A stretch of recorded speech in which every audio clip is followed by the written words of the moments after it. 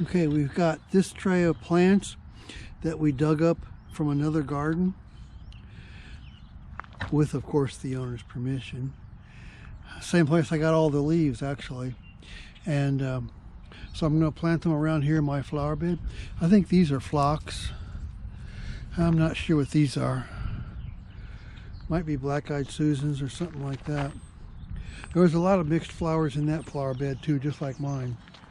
So I'm going to start out right here.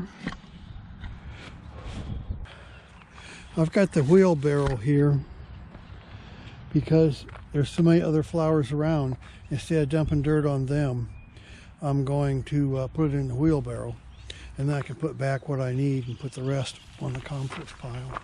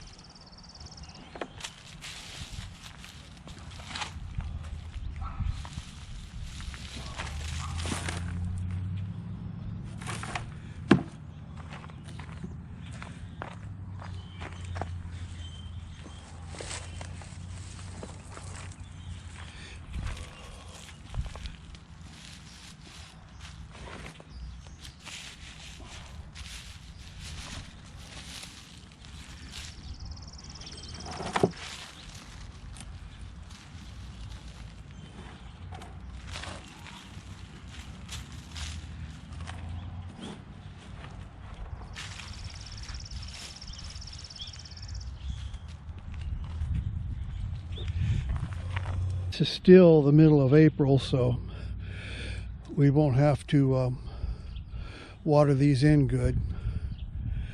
So just try and plant them at ground level just like they were going before and fill them around them. That's all there is to it. But right here might be a good place too. There's not too much growing right there right now.